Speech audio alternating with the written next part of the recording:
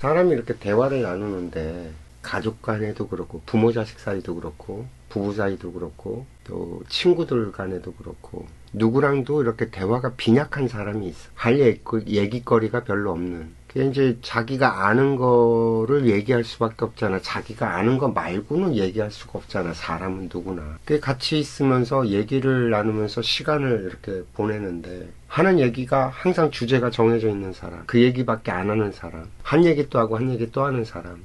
요게 참 묘한 재미난 게 발견이 돼요. 그 사람이 나한테 찾아와서 나랑 같이 시간을 보내고 싶어 해. 나를 좋아하는 거죠. 근데 할 얘기가 없는 거예요. 자기가 아는 게 공통분모로 아는 얘기를 해야지만 되지 공통분모가 아닌 얘기들을 하기가 어려우니까. 그래서 그 사람은 나를 만나면 그 얘기를 계속 한 얘기 또 하고 한 얘기 또 하고 한 얘기 또 하는 거거든요. 그 이제 보통의 경우에는 그게 짜증스러우니까 그 사람을 안 만난단 말이야. 얘기를 더 안 하고. 근데 하루는 내가 그걸 깨달은 거지. 동생 녀석을 만나는데 얘가 하는 얘기가 맨날 그래서 짜증이 났었는데 어느 날 그걸 내가 깨닫게 된 거예요. 그래서 얘한테 경험치를 이렇게 쌓아줘야 되겠구나. 다양한 방면에 이야기거리가 쌓이면 관심사가 넓어지니까 제 관심사들이 생기는 것 같고 얘기할 거리가 만들어져서 나랑 와서 얘기할 때 얘기가 좀 더 다양해지고 풍성해질 수 있겠구나 이런 생각이 들어서 중고 오디오 가게를 그때 내가 이제 오디오에 관심이 좀 생겼을 때여갖고 저기 판교에 가면 나랑 띠동갑인 그 원숭이띠 양반이 거기서 오디오 샵을 하나 하고 있었거든. 중고 오디오 샵을. 진공관 앰프 뭐 이런 것들. 근데 그 양반 가게 가면 전부 다 그 고물덩어리들이 이렇게 널브러져 있어. 근데 그 고물덩어리가 하나가 제대로 이렇게 만지면 몇 천만 원인 거야. 그 사람은 고물로 주워왔지만, 고물값에 주워왔지만, 몇십만 원도 안 되게 몇만 원에 주워오기도 하고 그랬겠지만, 그걸 아는 사람 눈에는 그게 몇 천만 원짜리가 되는 스피커도 있고, 오디오도 있고, 이러거든. 거기 이제 찾아가갖고서 이제 오디오로 음악을 들어보면 소리가 다르거든. 그 양반이 하는 얘기가 뭐였냐면 이 세상엔 오디오가 딱 두 종류로 나뉜대. 웨스턴과 웨스턴 아닌 것 이런 표현을 쓰거든. 재미난 거예요. 그 양반은 그 웨스턴 오디오라고 하는 게 뭐냐면 옛날에 그 진공관 앰프 진공관을 생산하던 회사가 웨스턴 일렉트로닉이라고 하는 회사가 있어. 미국에 40년대에 정말 잘 나갔던 회사가 있는데 이 회사가 트랜지스터가 만들어지면서 사양산업으로 싹 사라져버릴 위기에 처해갖고 사라졌지. 웨스턴 일렉트로닉이라는 그 진공관 만들던 회사가 없어졌는데 그때 생산했던 그 진공관이 6, 70년대가 되면서부터 어떤 일이 벌어지냐면 오디오 애호가들한테 어마무지한 인기를 얻게 돼요. 지금 진공관을 만들면 되지 않냐? 되죠. 근데 그 진공관이 참 묘하게 그 당시에 만들었던 그 진공관에서 나오는 그 소리를 못 만들어내요. 여기다가 그 일본 애들이 그 웨스턴사에서 만들었던 그 진공관을 갖다 이렇게 수집을 해갖고 진공관 오디오를 만들어냈는데 굉장히 고가의 오디오로 팔렸다고. 오디오 애호가들한테. 그러는 바람에 이제 웨스턴의 진공관 그 자체가 굉장히 비싼 가격에 하나에 몇백만 원 해요. 그래서 진공관 몇 개 이렇게 달아서 만들면 그게 오디오가 1,000만 원이 넘고 2,000만 원이 넘고 어떤 건 세팅을 어떻게 하느냐에 따라서 1억도 넘고 막 그러거든요. 이제 그런 세계들을 이렇게 보고 또 이런 친구들이 대부분 보면은 아메리카노 같은 걸 잘 못 마셔요. 쓴 거를 별로 그렇게 좋아하질 않아. 그러니까 쓴 음식들, 쓴바구라든지 이런 쓴 음식들을 별로 좋아하질 않는데 쓴맛도 굉장히 맛있고 감칠맛 나는 맛이거든요. 잘 만들어 먹으면. 근데 이런 것들을 즐기지 못하지. 그러다 보면 이제 어떤 게 문제가 되냐면 커피도 즐기지 못하고 차도 즐기지 못해. 근데 커피 좋아하고 차 좋아하는 사람들이 대화를 나누는 걸 되게 좋아해. 그러니까 고급스러운 대화를 나누고 품 있는 대화를 나누고 이런 걸 즐기는 사람들과는 어울리질 못하는 거야. 평생 가도. 안 되니까. 그 커피 좋아하는 사람들이 나누는 대화 속에 카라멜 마키아토니 라떼니 달달한 커피니 이런 걸 마시면서 같이 얘기를 나누면 안 맞아, 이게 주파수가. 또 이런 애들이 특징이 뭐가 있냐면 하나 자기가 아는 게 나오잖아. 그러면 그 얘기를 붙들고 늘어져서 상대방을 갖다 이렇게 곤란하게 만들게 이 대화를 유도해가. 왜냐면 자기 자격지심 같은 것들이 있어갖고 잘난 척을 못하고 인정받고 싶어하는 욕구들이 강해서 그런 버릇이 자기도 모르게 생기거든. 그래서 이제 얘네들 데리고 다니면서 차 마시는데 또 고급스러운 차 마시고 이런 것들을 좀 경험하게 해주고, 커피도 그잖아. 그냥 아메리카노 커피하고 내가 만들어주는 커피하고 커피 질이 다르잖아요. 나 같은 경우에는 그 드립 커피를 좋아하고, 그 드립 커피도 종류가 여러 가지고 산지가 어디냐에 따라서 맛이 어떻게 달라지고, 어떤 거는 진짜 상상도 못하는 맛이 나오기도 하고 그러거든요. 이제 그런 경험치들이 쌓이면서 대화가 풍성해져 가거든. 자꾸 이런저런 얘기거리가 다양하게 나올 수 있고, 대화가 좁은 사람은 생각이 좁고 아는 게 좁고 다 좁아. 근데 대화거리가 풍부한 사람이 있어요. 그 사람은 관심사도 다양하고 이 의식이 확장되어 있어서 보는 시야도 넓다고.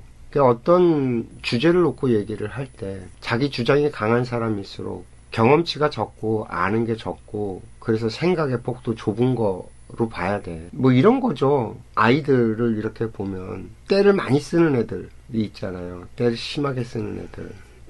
그 때를 쓰는 걸 이렇게 가만히 따져보면 걔는 그 기회가 아니면 그걸 가질 수 있는 기회가 없다라고 판단이 되기 때문에 때를 써요. 그러니까 그게 지나갔을 때 그 다음에 그게 충족이 된다라는 경험이 쌓이면, 그리고 자기 결핍이 이렇게 채워지는 경험이 쌓이면 때를 쓰는 일을 갖다가 스스로 억제하고 제어하고 다음 기회를 노리고 하는 이런 경험치들이 쌓이면 풀리는데, 그때가 아니면 안 되는 거야. 얘는 지가 원하는 거 얻는 게 그때가 아니면 안 되는 거야. 왜냐하면 부모가 그걸 채워준 적이 없어, 그 경험치를. 때를 쓰는 것도 가만히 이렇게 들여다보면 풀어내는 방법이 있는데 애가 그렇다라고 그러거든.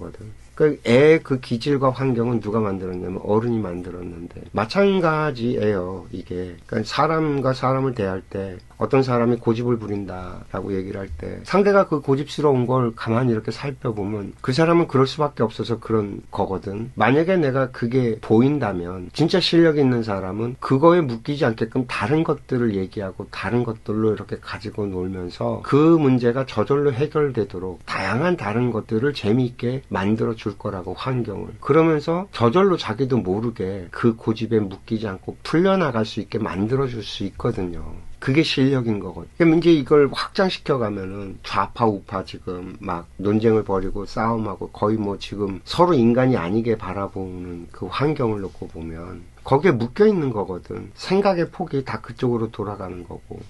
거기에 같이 맞물려서 이게 맞니 저게 맞니 하면 평생 죽었다 깨어나도 이 간격은 좁혀지질 않아요. 좁혀질 수가 없고, 나는 그렇게 보거든. 그럼 이 집단들, 이 관계에 사로잡힌, 고집에 사로잡힌 이 집단들을 어떻게 풀어내야 될까라고 생각을 했을 때 전혀 엉뚱하고 다른 것, 뭐 소위 성동격서라고 할 정도로 전혀 엉뚱한 것, 그러나 여기도 저기도 좋아할 만한 것. 그 대표적인 게 이제 2002년 월드컵 때 그런 일이 벌어진 거거든. 축구 경기 하나 갖고 우리가 전 국민이 좌파 우파 나뉘지 않고 다 하나로 미쳐서 날뛰었던 그런 것처럼, 그러니까 축구에 미쳐서 그러는 건 좀 수준이 낮은 거로 나는 보이고, 그런 거 말고 정말 우리 국민들이 좀 미쳐서 와 이렇게 이거는 정말 하고 할 만한 뭔가를 찾아내기만 한다면, 거기에 매달려서 막 달려가다 보면 그런 쓸데없는 것들, 지금과 같은 소비적인 논쟁에 빠져서 살 필요가 없을 거라는 생각이 들어. 그래서 나는 두 가지를 보는 거죠. 하나가 이제 자살 제로 프로젝트라고 하는, 우리나라 자살률이 너무 높으니까 이 자살을 어떻게 하면 없앨 수 있을까라고 했을 때, 그 학교 교육에, 공교육에 태권도 합창 연극을 집어넣으면 이 자살률이 완전히 사라질 거다라고 내가 얘기를 하는 거고, 지금 이제 그럼 나이 든 사람, 벌써 학교를 졸업하고 나온 사람들은 어떻게 하냐라고 했을 때, 태권도 훈련이 일상화처럼 되고 합창제 같은 게 막 유행을 타서 그 합창 연습해서 합창 경연대회 나가고 이런 것들이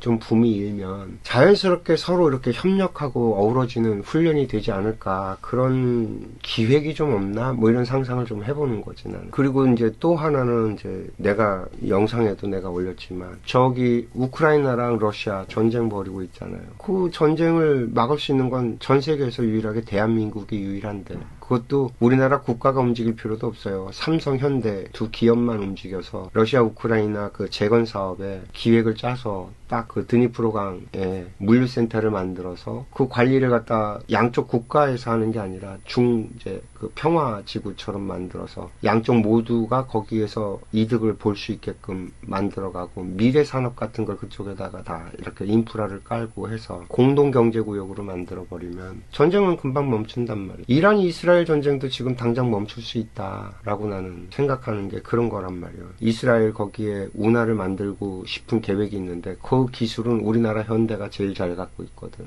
운하 만드는. 왜냐면 땅굴 뚫는 기술이 우리나라 최고거든. 그래서 그런 운하를 만들어서 거기 물류를 가자지구에다 만들고 그 가자지구를 갖다가 세계평화지구로 지정을 해서 이스라엘이 함부로 공격하지 못하게 만들고 그리고 팔레스타인 사람들은 거기서 생기는 모든 자원 갖고 아이들 미래가 다 확정이 되고 이럴 수 있다면 그 뭐 하마스 그런 애들이 거기서 걔네들이 그걸 관리하게 만들어주면 되거든. 그 돈을 걔네들이 가져서 전쟁 물자를 사는 게 아니라 그 하마스 주동하는 애들이 그 전체를 갖다가 아이들의 영웅이 돼서 팔레스타인들의 영웅이 돼서 진짜 자기네들이 팔레스타인을 살려냈다라는 그런 자부심을 줄 수 있게만 만들어준다면 걔네들이 거부할 이유가 하나도 없죠. 걔네들이 왜 전쟁을 벌이고 그래? 팔레스타인을 해방시키겠다는 그런 명분을 내세웠었거든. 그럼 팔레스타인 해방해줄게. 충분히 가능하니까 경제적으로 너희들 대대손손이 잘 먹고 잘 살 수 있는 그런 곳이 될 수 있게 만들어줄 수 있는데 여기에 연결되어 있는 게 시리아니까 가자지구랑 레바논이랑 시리아를 연결시키는 그 지중해 연안에 옛날에 그 풍요로웠던 무역지구를 만들어주면 이집트까지 연결해서 그러면 이란으로 시작되는 그 시아파 얘네들 라인이 그게 만들어지는 거라서 이란도 그걸 반대할 이유가 전혀 없고 이란 말이 안 먹힐 수도 있고 뭐 이런 거거든요. 그러니까 재미난 일들이 너무너무 많은데 못 만들어내고 있다라는 생각을 해요. 더 재미난 것들. 지금 이 나라 안에서 좁게 막 찌그덕찌그덕 네가 맞니 내가 맞니 이런 싸움이 아니라 좀 더 다양한 경험들, 좀 더 다양한 생각들, 이 지구적인 차원에서 생각해 볼 수 있는 것들을 만들어 가면